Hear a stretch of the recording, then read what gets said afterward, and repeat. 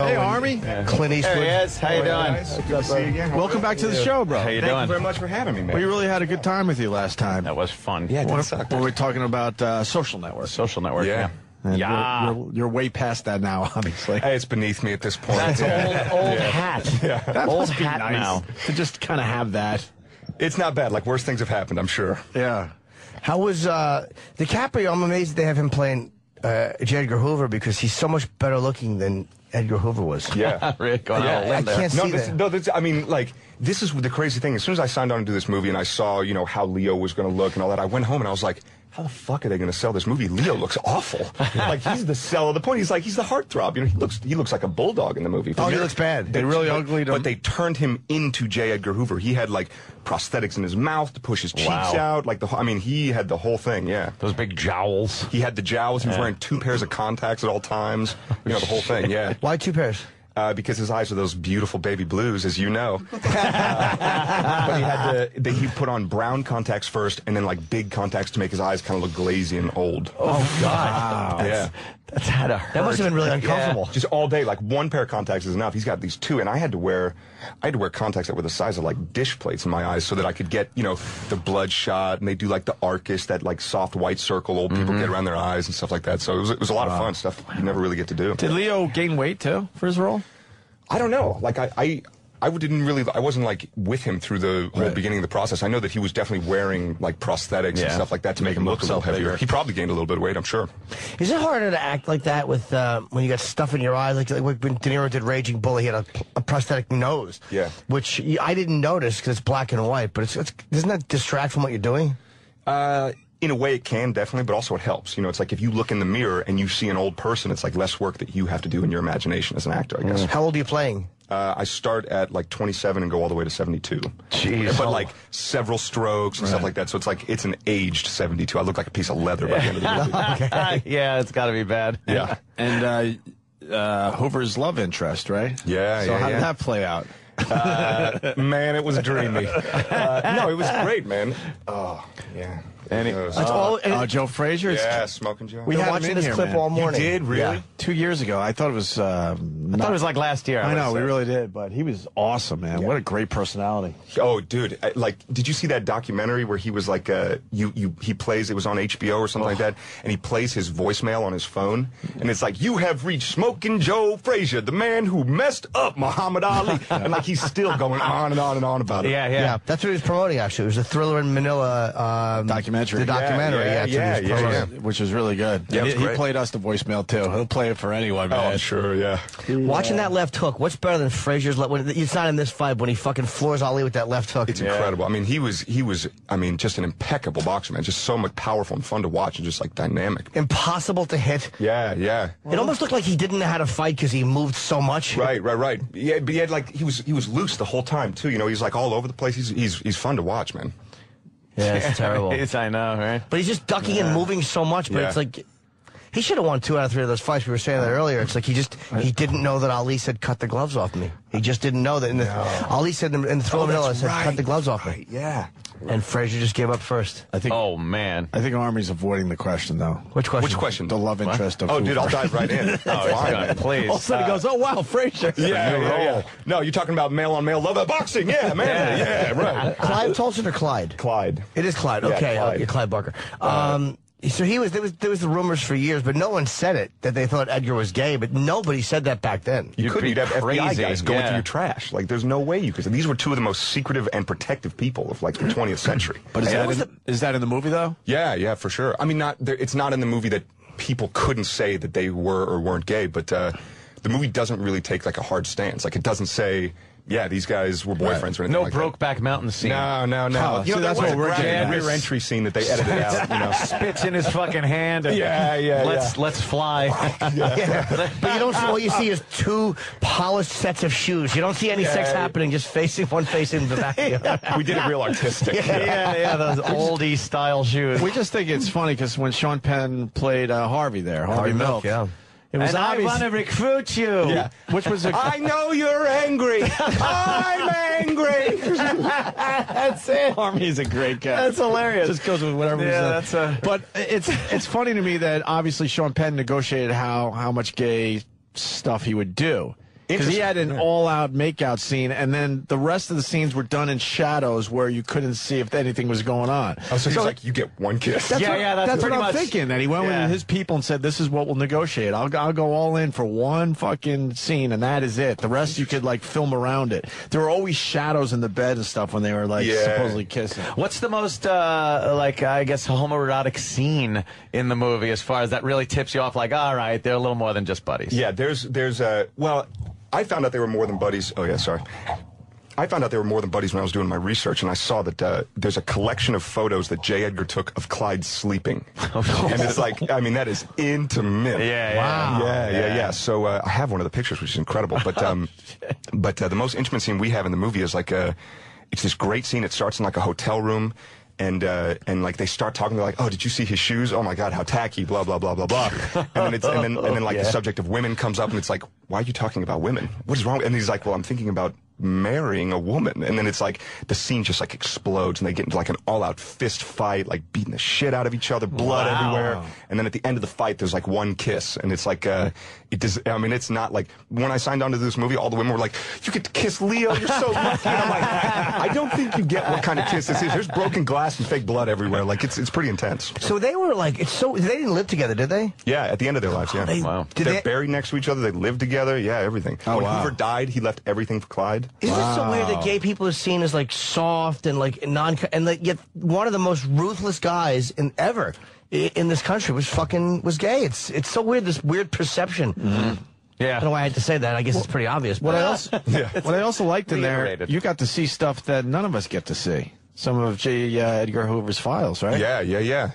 We're not seeing these pictures of Clyde sleeping. No, I mean, it's not anything that I just went out and found, and it wasn't anything that the production provided, because I didn't have a single conversation with Clint about the character or about the movie at all. So they just handed show up on this day, and we're going to work. Did he also, give you files to go through and check this shit out? Nothing. Oh, no. Okay. Nothing. He just gave you a script. Just a script, but then I hired a researcher, and I just handed her the script, Amy Hammond, and I was like, find me everything. Oh, I got you. Oh, wow. Yes, that's right. I had almost every picture of Clyde ever taken, going all the way back to his yearbook photo from 3rd grade. How does that help you? Like, I'm sure it does, but what does it do when you look at all that stuff? Does it just kind of help you figure out what he might have been like? Or, I mean, what does it do for you? Tons, dude. I mean, you see the person, and especially with Clyde, he's not J. Edgar Hoover. He was the behind-the-scenes guy, so nobody knows anything about him. He was secretive, and that's the way he liked it. He liked, being in the background.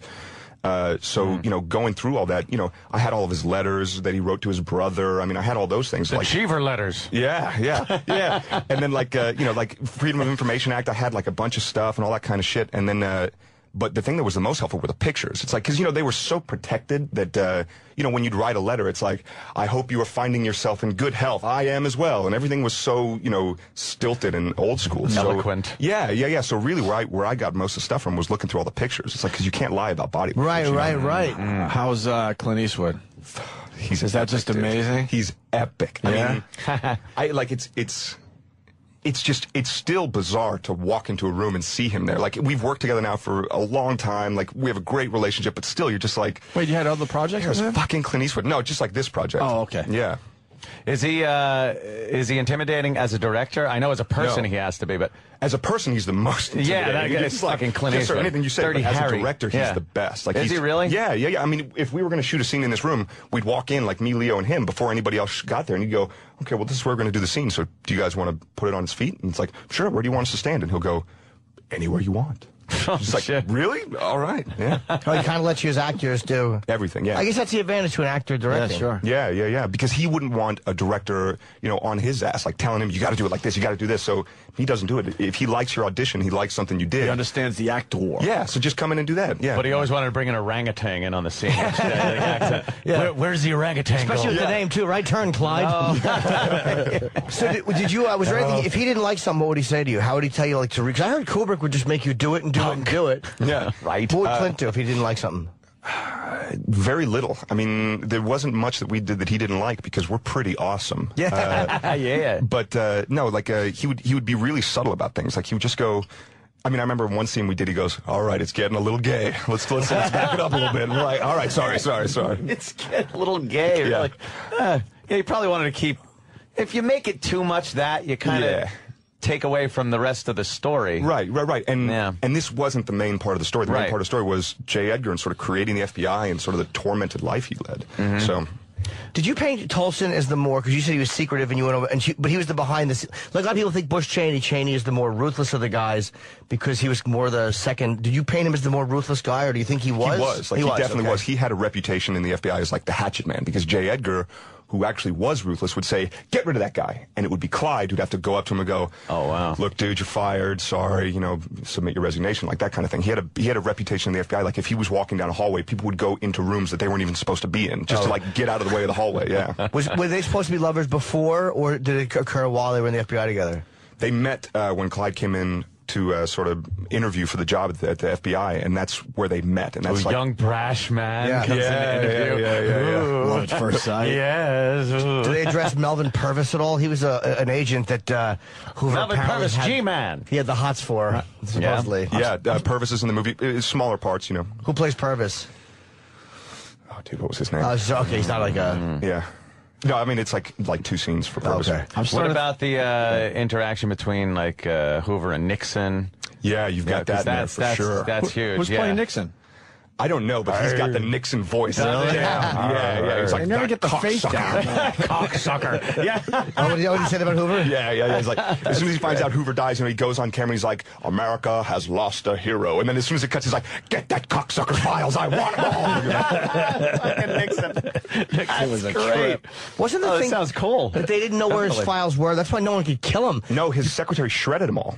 Helen Gandy. The day he died, he had an agreement with his secretary. He had his own private and personal confidential files. He said, as soon as I die, they're coming for it. He knew they would. So he was just like, get rid of everything. So the day he died, she went into work, signed in, and shredded all of his files. Why wouldn't they sneak into his office while he was still alive? They tried, but by the time they found out that he was dead, she had already got the call from his housekeeper and had started doing all the stuff. But didn't they not know where all of his files were? Wasn't that the big fear with Hoover, is that say you got rid of him, somebody else knows where other shit is that we don't know. Yeah. So if he's alive, at least he's I don't know protecting. If there's a copy out there of all the files, right? I like the fact that at least he had them. I'm surprised he didn't just turn them over to Tolson, though. Why didn't he do that? Or Tolson was really sick by the end. He had one foot in the grave by that point. Who died first, Hoover? Hoover, yeah. You must be a great actor. Who? Because I can't imagine you playing a ruthless role. But everyone's saying that you were amazing in this movie, so. Oh, thanks. Roland saw it. He said, holy shit, this movie was great. Yeah. How was it? Were you intimidated at all by DiCaprio, or do you not get intimidated by other actors? I don't know, man. I don't really get that intimidated by many people except for Clint. But my first day, I walk onto set and they go, okay, everything moves really quickly here. We just want you to know. So go to your trailer, get ready. We'll come get you when we need you. We need you. And it's like, okay, let's go. So I walk onto set and there's like, have a seat in this chair. And I sit down and I look over and it's like, Leonardo DiCaprio, all right. And then it's like, oh, shit, and Judi Dench, and now Clint Eastwood. This is too much. I mean, the first day was a lot. Yeah. Had you rehearsed with them or no? No, nothing. Well, Leo and I had rehearsed. I went over to his house a couple times and just sort of talked about it. And How's like that, going over his house? Yeah, it was great. The first time I was just like... What'd you see that you went, holy fuck? What did I see? What can I say? I know it's a loaded question, but... Yeah. He's got an impressive art collection and just cool shit. Picasso's? I didn't see any Picasso's. Any stolen art? Probably, yeah. It's all hot. Yeah. Narwhal tusks. I mean, all dogs playing poker? Yeah, that one. Hey, that's a fun painting. So you won't actually go over the lines and get down, okay, you're going to do this, I'm going to do that. You guys both just kind of on your own go over that and get it? Yeah. And then when you meet in his house, you kind of just loosely rehearse it? When we met at his house, we just sort of talked through it. We would say, okay, then I say this, blah, blah, blah. And then he would say his line, and I go, okay, this is... And we would really just read through the scenes. Just to get the dialogue. Yeah, just to get the rhythm of it, just to sort of understand it. But, Clint wanted to keep us very raw and instinctual. I think that's why he doesn't do a lot of rehearsals. So why is that? What is he... I think he likes what he gets. He likes that, we have a fight scene in the movie, and he didn't give us choreography. He was just like, holy fight shit. it out. That's fucked up. Yeah, so it was literally just two men just grabbing and wrestling and shaking, and it looked like a real fight for two guys who didn't know how to fight, which is what it should have been. Because you can't go at him with a jab cross. It's right. it had to be guys who didn't know what they were doing, and it's just frustration more than anything. So yeah. Just start slapping each other. Yeah. We're just one step above that. Yeah. Did you audition for this, or did they come to you and go, look, we would love you to play this guy? No. Clint had no idea who I was. He hadn't seen Social Network either. Like, the first day on set, he was like, oh, I hear you have a movie I have to see. And I was like, oh, my God. I was like, you haven't seen that? What am I doing here, dude? Like, seriously? I never saw Dirty Harry. Yeah. How do you feel about that? Best line in the fucking Dirty Harry's was when he says to the boss, your mouthwash ain't making it. The guy's yelling in his face. Oh, what a fucking cool guy thing to say that is, man. The best Clint answer that I've heard so far is, he suffers he suffers no fools. So we were doing an interview with a lady, and she was asking him a question, and she was just like, so did you know anything about J. Edgar and the FBI? And he's like, I was alive, yeah. And she was like, oh, well then, were you fascinated by J. Edgar? Is that were you always just intrigued by the man? And he goes, no. She goes, well, why'd you do the movie? And he goes, I like the script. Right. So good. She must have been pissing herself. Felt this big, I'm sure. He probably just was tired of her and her dumb questions. Good for him. Yeah. And he's Clint Eastwood. He doesn't have to appease anybody. How old is he now? He's 75. Is he 80? 82. 82. Yeah. And he's going to outlive us all. Yeah, In yeah. between camera setups, he'll set up a shot and go, you're going to do this, this, and this. And they'll go, okay, we need, 10 minutes to set it up. And he'll go, okay. And he'll go out of the stage to a gym that he has built everywhere he goes and lift weights in between camera setups. Does he really? Dude, he's got, his arms are big. Like, when he put on, a demonstration of the fight for us, and, it was just he and his buddy Van Horn, and they're both, octogenarians. Buddy's been a stuntman and with him since Rawhide. And they're just, wailing on each other and the whole thing. Holy shit. Yeah, it's incredible. And I'm watching Clint fight, and I'm like, this old man could beat the shit out of me. No joke. That's fucked up, man. Wow. Jay Moore had a good Clint Eastwood story he did. about him getting annoyed at somebody. Did he? I've heard the story. It's a Yeah, great it's great. story. Yeah. And did you find him annoyed at anybody on the set, or was there no problems like that? No, his set, his crew, it's the newest guy on the crew has been with him for 5 movies, and he's still the new guy, Oh, yeah. So, everybody knows his deal, everybody knows how he works, everybody knows sort of how to make him happy, and everybody does, Back in those days with Hoover, too, was there any, in JFK in the movie, they show Pesci's character talking about Hoover, and they show apparently those weird pictures of them at parties and shit like that. Yeah. Was it known that he was gay, or was that just something that the fucking inside Washington? No, it was known. It was known in as much as people knew that confirmed bachelors at the time were gay. Gay wasn't a word for them. It was happy. It's in almost every song. It's I'm so gay. It meant different things. So people didn't know. They don't have gaydar like we do now. That's why we talk about that whole thing with the confirmed bachelor. Yeah. Here he is, ladies. Look at him. Yeah. He's a loyal friend to this man, but he's looking. Yeah. It's really? No, I he don't and his think he is. companion would love to take you out to dinner and shopping. Yeah. But the news guy had to know. A Broadway show. He was just playing his part, too? Yeah, probably. Turned off the recorder, went, cocksucker. What year did he die, 72? Yep. Wow. Yeah. It's amazing Almost how 40 years. that legend is still fucking very powerful. His name is still it's a frightening name. He's a frightening guy. Roland's saying there's an Oscar movie. It's kind of an Oscar movie. I mean, Not gone whatever. from Roland's mouth to God's ears. Well, if nothing comes out of Roland's mouth. I was going to say, if God only listens goes to in. Roland. Yeah, exactly. Roland has to go to God to get certain bookings because God said your mouthwash ain't cutting it. What a great line, right? Fantastic. Does Clint act at all anymore, or no? Is he strictly directing? I don't know. I think he would. I think he's going to. What was his last movie as an actor? Gran Torino, I think. Oh, right, sure. Yeah. He was good in that. Yeah, he was really great in that, Yeah, man. but a cranky old racist. Fuck yeah. What was that other one? Perfect World? Was that? Oh, Hereafter? No, that was the one with the kid and who the fuck else was in that? Was it Costner? Kevin Costner kidnaps the little kid. Oh, fuck, dude. That was one of his. Totally got me. Yeah, let me say, Kevin Costner. Yeah, people are going, yeah. And what was it called? I think it was Perfect World. Perfect World, okay. Yeah, well, I liked it. $1 Million Baby. Yeah. Well, I love Hilary that's Swank. a few years ago now. Fine, Are you going to be the Lone Ranger? I am, yeah. That's pretty cool. Yeah, it's exciting, man, for sure. I love Westerns. Like, they're one of my favorite genres, and they don't make a lot of them. So to get to be in one, and be the Lone Ranger. Have you know how to ride? No, I do know how to ride. We have not started. We start February. Oh, okay. Now, knowing how to ride, is it because you grew up riding, or do you just... Yeah, I mean, I have a lot of family in Texas. My grandparents live in Oklahoma. We'd go there for the summer and stuff like that. Yeah. You don't hold on to the horn? No way, man. No way. No way, man. I'll do the no hands, standing on the horse, yeah. And Johnny Depp is playing Tonto. Is that still true? Is it still true? He just seems like he wants to play odd roles. Like he's just got bored with pieces. Never plays the same thing twice, really, unless it's a sequel. But it makes it fun to watch his movies, Yeah. And you've done no rehearsing or any of that stuff for that? No, I've never met Johnny. Like, haven't talked to him or anything like that. How about Clayton Moore? Are you going to look him up? Yeah, the original. Yeah, talk about holding on to something for way too long. Like he J. Edgar Hoovered the Lone Ranger for sure. Yeah. Well, they had issues with him also wearing the mask. Remember that? They wouldn't let him wear the mask. They forced him to stop wearing the mask. Big cataract sunglasses. Yeah. Would have cataract surgery and put those things on. How do you force a guy from not wearing a mask as an old guy? What a terrible lawyer he must have had. Not be able to wear a mask. Let him wear the mask. It's all he's got in his life. Jesus. He had to yell, Hio Argentium. Yeah, that was very good. Steven Singer's going to love that. Tie-in Steven Singer's. Yeah. And also you're doing something with Julia Roberts. Yeah, we just finished. You did it already? Yeah, we finished like a month and a half ago. It was now it's called Mirror Mirror, but it was a Snow White story. I certainly hope the cover isn't you two back to back with your arms folded, looking at each other over your shoulder. Yeah, me too. Unfortunately, those decisions are way above my pay grade. Those. Is it a rom-com? Get enough of those. Yeah, it's like a rom-com fairy tale adventure. I like rom-trage. Rom-trage are great. Tragic roms. Yes. Yeah. Starts off really happy and fun, and just before they go to Europe, there's an axe murder. It just doesn't belong in the movie. So I always find it weird. J. Edgar, when did you guys finish that? A while ago, right? Yeah, beginning of this year.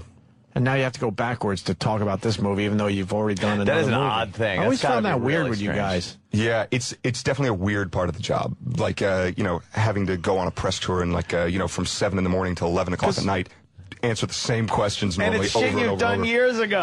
Or sometimes years ago, don't you feel like you put that behind you already and you're moving on to your, you know what I mean? You have to for your own mental health and sanity. You can't hang on to all that shit. And all of a sudden they call you and go, it's time to promote that. You're like, wow, that was like 9 months ago, man. Yeah. But there's a weird thing. They're done with this movie and they go back and do the other one, and then you'll do this Lone Ranger movie, and then you'll start promoting the Julia Roberts movie. Yeah. I'm glad I'm explaining his schedule to him. I've done fucking 4 lines in a bunch of horrible films. I've been in nothing more than a D film. So you played Julia Roberts' love interest? More like lust interest. Like, she's like the queen who's evil, and I'm like this young prince who comes into the kingdom from a wealthy place, and she's like, hello. So wait, you get to make out with DiCaprio and Julia Roberts in back-to-back films? Didn't make out with Julia Roberts. Wow. All right, well, I'd probably make out with him, though. Well, DiCaprio's good enough. Just for the story. He has the softest lips, I tell you. Really? Was it weird, though? Like, I mean, as an actor, you got to do it. And again, if he's doing it, you got to do it. But you know what's crazy? You know what the weirdest thing about it? I was expecting it to be a little bit strange just because I don't kiss dudes in my personal life. Right? So, So, but I was shocked at how much it just felt like kissing. Like, it didn't feel. It didn't feel like. It didn't feel weird. Like afterwards, I wasn't like toothbrush or anything like that. I mean, I get why my wife likes it when I shave now, but other than that, like it really just felt like kissing in a weird way. Did you keep going? All right, Clint, I think we need one more. I think we need one more here. Did you suggest that you two rehearse that when you were at his house? Like, look, dude, I know it's weird, but we should rehearse the kiss scene. No, Leo wanted to rehearse, and he wanted to go back and do it after we even finished the scene to see if we could perfect it in any way. And I was like, dude, I think we got it. How many times did you have to do it? Not many. I mean, maybe 10. Is it a soft kiss, or is it like a kiss? No, it's in the middle of like a fist fight. It's I don't even know if I should be saying all this, but yeah. That's all right. That makes me, believe me, that makes me want to see the film. Knowing that there's you were comfortable doing it, I guess. I mean, was that your first time ever kissing a guy? Yeah. That's got to make it like a little nerve-wracking. I would think. Yeah. It's like my first kiss on camera. Oh my gosh. Was that your first on-camera kiss or no? No, with the dude. Look at him. Dude, I don't know. Fucking playing Quasimodo. I kissed one person on camera in my life. It was Nina Hartley, the old porn girl. The porn girl. We made out. We did a comedy short, which we shot the comic strip. And at the end of it, she and I make out. So I go to her dressing room. I'm like, I never kissed a girl on camera before, but because she was a porn girl, I was trying to be more respectful. Yeah. So she's like, well, come here, baby. And she starts making out with me in the dressing room, and she's rubbing my dick. And then she was just to get me turned on. That's how Leo does it. And she's like, she's like, we're supposed to be into each other. And then when we're kissing on the set, she takes my hand and she puts it on her tit. She goes, come on, you know you want to. And she was just great. You're like, yeah, I do. She turned me on in front of a full set of people. Wow. I still think DiCaprio's a cooler kiss, though, even though I enjoyed kissing her a lot. But Did you make out with Leo? In real life, no. Unless he'd put me in a movie. But on camera, I would do any of it. It's like, you know, it doesn't, to me, if you realize it's DiCaprio, it's not a gay thing. It's just you're both just doing a role. Just actors. It's a hell of an opportunity, you know? Seriously. Acting. Did you mean to co-star with him? Yeah, to get to even be in that movie with him and, you know, Clinton, the whole thing. And that's probably his first time doing that on camera as well. No, he's done it. I think he kissed a dude in Basketball Diaries, right. And also... Did he really? Yeah. I think so. I remember. Okay. What else did he do? The guy in Basketball Diaries got the young DiCaprio, too. Yeah, in the bathroom. Yeah, look at you. Yeah, he mentioned he had a funny story about doing Basketball Diaries because their kiss was, I think it was Basketball Diaries. I don't know. It was like much more intimate, but he was like, you know, he talked to the dude before the kiss. He's like, all right, let's choreograph this. I'm going to keep my tongue on this side of the mouth. You keep your tongue over there. Wow. And I'm going to run my tongue on the inside of my cheek from the front to the back so it looks like your tongue, but it's not going to be. It's going to be my tongue. Keep your tongue out of my mouth. Yeah, like they had like a whole like choreography for it. I wonder if that was more awkward than actually just doing it. The conversation of just like... Yeah. How are you gonna do it? Because you're kind of not... if you're male prostituting yourself, which I think he was doing in that film, you're not supposed to like kissing another older or whatever guy, so you just... You know? So it would be natural to kind of be repulsed. I think Will Smith wouldn't do it in... he probably would now, but in 6 Degrees of Separation, he was supposed to kiss, right? And he wouldn't... Yeah, he said he regrets it now. He did say he regrets it? Yeah. Did they like bring in a body double or... Maybe they just cut away. I don't remember, to be honest. I don't think DJ Jazzy Jeff. He's like, hey, who I Finally kiss got here, work. man? Yeah. Finally gave him some work. Kiss this man for me. When you're doing a movie, do you start to think, like, because you were great in The Social Network, and do you start to think Oscar? Is it hard to not think of it? Like, if someone mentions Oscar, does it start to play in your head, like, fuck, man, I might be able to... No, not at all. I mean, especially not when you're making the movie. Yeah, I was just too nervous about dropping the ball. You know, it's like you really just focus on the job at hand.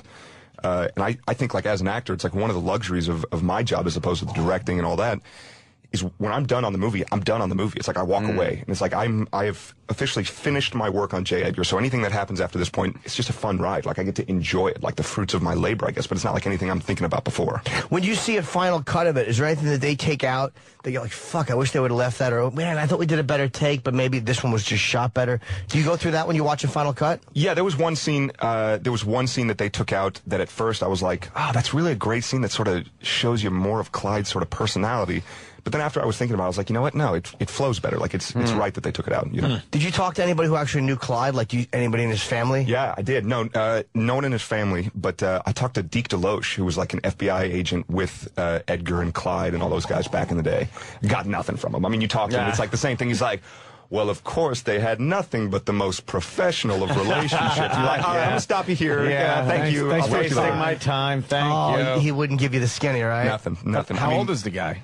He's got to be in his 90s. Holy but still sharp. Damn. Like, he'll say to you, on November 3rd, Clyde came in with a memo about this, and you're just like, whoa, dude, you're talking about something 70 years ago or something. So he was giving you information, but he didn't give you any real insight into the guy himself? Nothing, yeah. How did you only got that just by watching tape and looking at photos?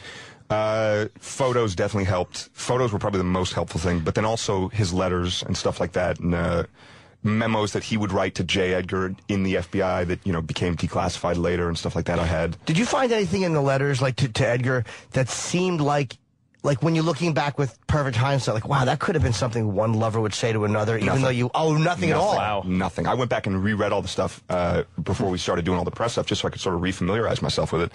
Nothing. I mean, those guys were vaults. What was the most, in a photograph, what was the most revealing thing that you, or accidentally revealing thing that you thought you might have seen? Because you said the sleeping photos. Oh, that Edgar took of him. Edgar took of Clyde. Yeah. That was definitely the most revealing thing. And also, the picture of him when he was 7. He went to a school that had dirt floors in Laredo, Missouri. And, you know, people are dressed like farmers, and then there's, like, Clyde Tolson standing in the photo with, like, the perfect suit, oh, you know, shit. The pocket square, the watch fob, the hair perfectly combed, a bow tie, and you're like, what's he doing there? Yeah, seriously, it's like, oh, he knew this about himself from a young age, all right. And he did. Like, he was as open as someone could be in the time. I mean, on his application to the FBI, he actually put, I have no interest in women. I mean, that's 1920s code for, yeah. I'll put that in my mouth if you want me to, you know? So, I mean, it was interesting, man. It's such a cool role to play, man, because he's such a guy that nobody ever talks about, but was such an important guy, because everybody knows Hoover, and most people don't know that there was a second half to that. Yeah. Clyde really kept him on track. You know, Hoover, if left to his own devices, would do things like, you know, fire all the agents, we're going to hire new ones. And Clyde would be like, calm down, take a breath, breathe into this bag, you know.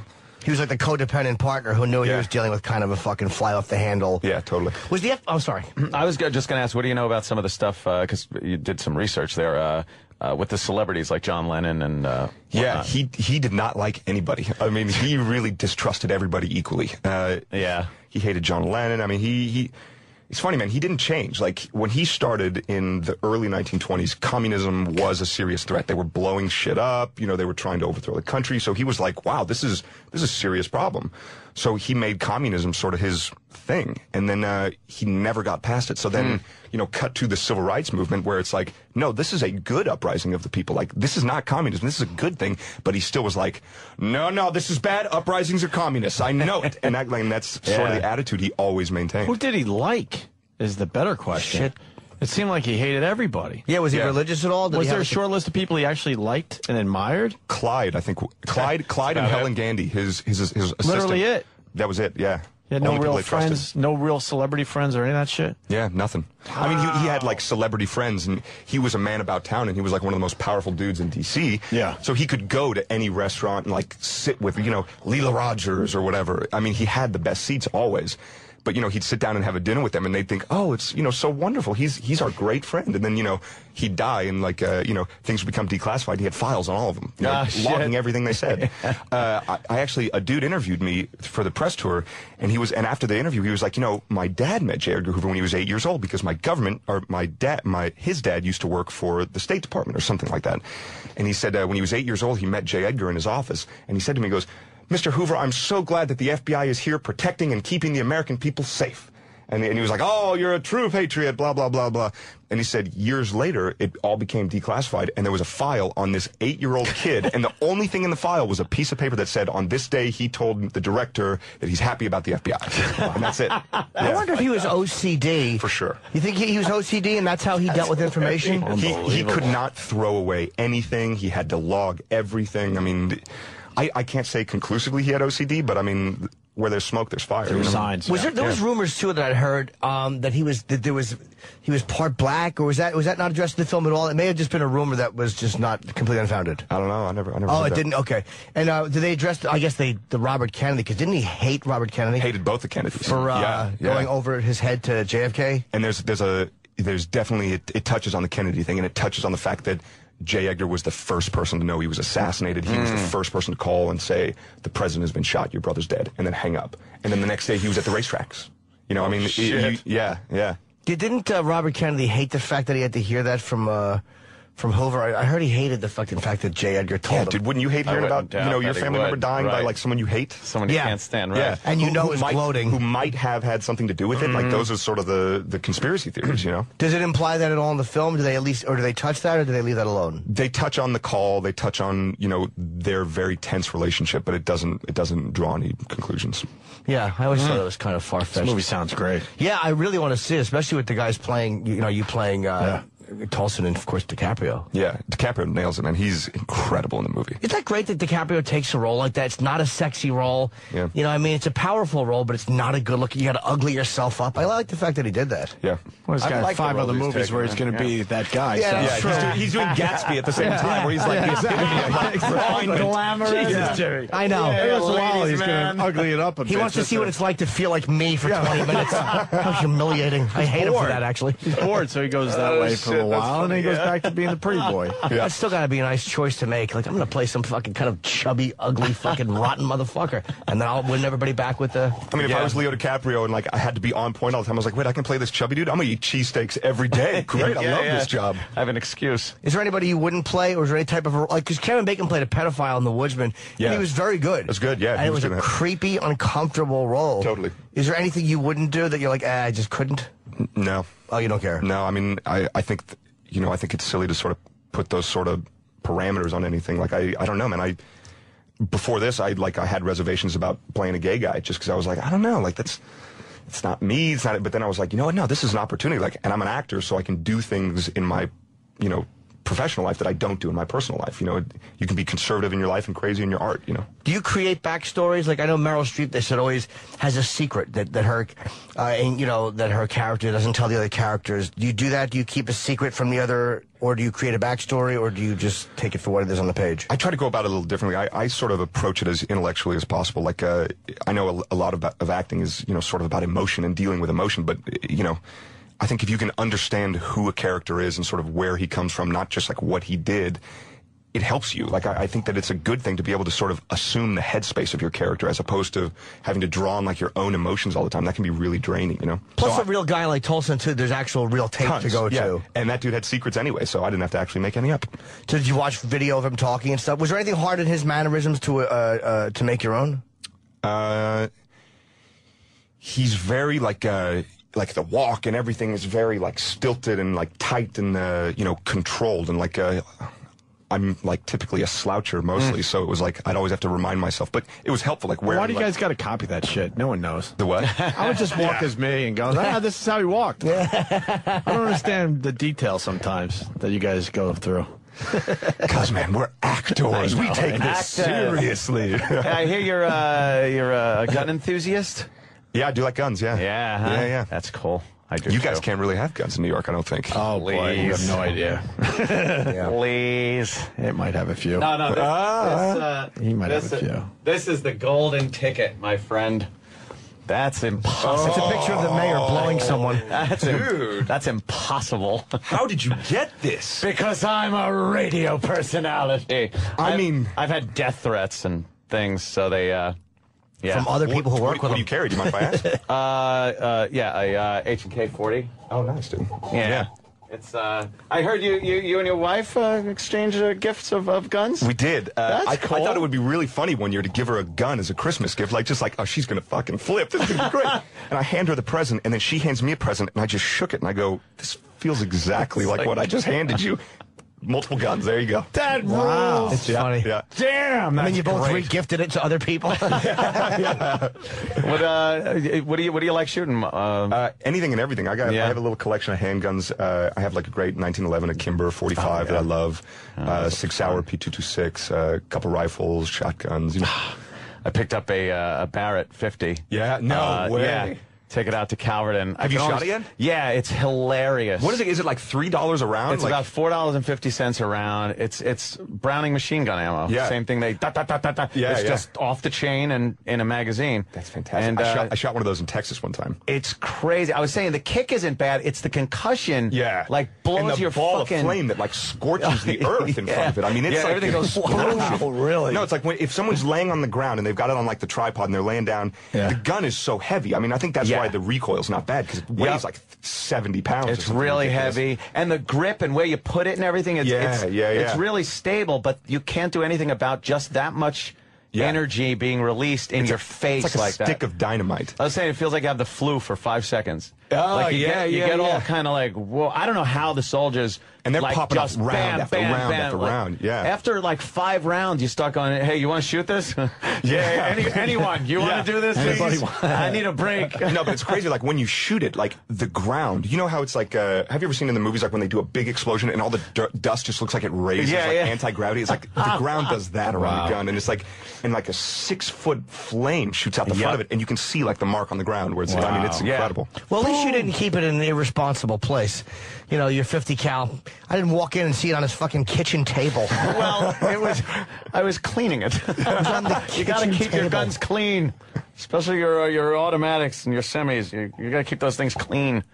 I think that's what happens a lot of times when people like click, click. Yeah. Like I always say, thank God for that, because a lot of times, bad people that shouldn't have guns, that aren't allowed to have them technically, they get a lot of misfires. Yeah, it's good, because you don't usually see those guys going like, "Yeah, let me clean this. Yeah, let me take this slide off, clean the action up." Yeah, it's just a gummy mess. But no, I like the smell of a nice clean gun. You open up the breech and get a little sniff in there. That like Tetra gun oil smell. Yeah, that. And after you shot it at the range, so it's got a little powder smell to it.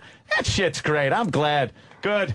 Another Second Amendment. Now you really like Army. Man, that's good. Do you feel safer with your wife having a gun in the house? Because if you're gone, at least you know that she's got something there in case some fucking we live in a building, like an apartment building, so it's, there's so many doors that, people could pick to break into. I'm sure statistically ours won't get chosen, so I'm not that worried about it. But I definitely do, I feel safer knowing that it's there, Women I've dated, I would feel just the opposite. Knowing that it was there, and have to point at me in the middle of a fucking argument. It's horrifying. You must really trust her. Yeah, I do. It's just that situation. And I only got her at 22, so if she really shoots me, I might be like, you might be able to walk it off. Yeah. I've always been from the school of, I'd rather have one than not have one. And I think no matter how staunch anti-gun you are, if a situation ever occurred where you're sitting there in your living room with phone cord around your arms and watching your wife or daughter being ravaged, the one thing you wish you had would be a gun. That's dark, dude. I get it, but that's dark. But it is. But you gotta sometimes get that dark to make it real. To make you realize, like, yeah, you're so anti-gun, but there's a time and a place for it. You threw in all the hot stuff, the hot things, being tied up and ravaged. And I'm not a hunter either. I don't like hunting. I just like target shooting. Do you hunt? Target shooting. No, I like skeet shooting, and I like target shooting and stuff like that. It's a challenge, just to see if you can. It's more fun, and you can go skeet shooting and shoot, a couple hundred skeet, and it's like you leave and you're like, I didn't have to kill anything. Like, you didn't kill anything. You're not sitting out in the cold. Well, the thing where it's like I feel safer is I was in Australia working on a film, and I almost got stabbed by a homeless dude. Jeez. And like from that moment on, I was like, I never want to be the dude without the knife. It's like that was like I didn't have any way to protect myself. Like thankfully, I dodged it when he stabbed at me, and I punched him. He got What's knocked the story? out. We were in Australia. We were in King's Cross, which is like the shady part of Australia, like what the meatpacking used to be, like kind of thing. Before it got all fancy and yucky. Yeah. I went out in the meatpacking recently, and I had like nice jeans and like dress shoes on and like a coat, and they were like, "Sorry, you can't come in. You're wearing jeans." And I was like, "Are you kidding me? Like seriously?" Meatpacking, honestly. I know. Yeah. How awful is it to be down there now? You did nothing to spend money on. Oh, really? Yeah. Anyway, yeah. I was down in King's Cross, and like we were walking around, and it was like me and like two of the actors from the movie, and like this homeless guy jumped up off the ground, like he was like passed out on the ground, jumps up and like points in my face. He goes, "I know you. You owe me money." And I was just like, and I literally, like, I was down there and like we were doing Justice League and I was playing Batman. The movie never ended up happening, but I got to train for like 2 months and with like the Australian Special Forces and like the whole thing, like doing gun drills and the whole thing. And it was like, it was like a kid's dream. So the guy gets in my face, points, he's like, "You owe me money." And I was just like full of hubris, and I was just like, "Fuck you, dude." And I just walked around him, and like we kept walking, and he comes back and he's like, "No, I know you. You owe me money." And I was just like, "Dude, I don't know what you're talking about. I'm not giving you shit." So I walk around him again, and then he gets in front of me the third time, and he goes, "Give me my money or I'm going to stab you." And I look at him and I just go, "Fuck you." And he pulls out a knife. I think he was a little bit like heroined out. And like he swung at me like this, like at my face. So it just happened like in slow-mo where I was just like, whoosh. So the knife flies by your face. Bitch! And then I just like clocked him. Like after he finished the swing, he was like this. And I just caught him and his head just went, whack. Holy and he shit. He fell straight down onto the ground, and I stole his knife. You took the knife? I took the knife. Yeah, good thing. Probably saved somebody else from being stabbed. This dude's going to go around trying to stab you. He does not deserve to have this knife. Not a smart move, though, because who knows what fucking DNA is on that knife, and if you get picked up with it, it's like, no, I stole it from a homeless man. I didn't have a knife for it. Sure you did. Yeah. We got the Yank murderer. Yeah, I heard that before. Stole it from a homeless guy, right? Well, Army, man, what a pleasure, man. Yeah, great, man. Thank you guys for having me back. A lot of fun, man. I hope you come back to promote Mirror Mirror. What the hell? Even if it is a rom-com, we're good. We'll sell you some tickets. All right, cool. But J. Edgar is in theaters Friday. Yeah, it sounds great, man. Absolutely. Really does. And our show is done? Yeah, I guess so. Yes, Jimmy, I'm sure you have a real quickly, this weekend, Long Island, early show Friday, both shows Saturday sold out. There's late show Friday tickets available. And for the Borgata, our second show for Antisocial is being added. It's myself, Artie Lang, Doug Stanhope and Dave Attell. That's January 15th. Tickets on sale this Friday morning. And I'm imagining it will sell out, so hopefully you'll buy tickets. Of course you're going to sell out. I feel it. Artistically, I have already. But I mean, physically, I want to as well. All right, we're done. Armie, we'll see you next time. All right, Thank brother? you guys. Armie Thank you very Hammer, much. everyone.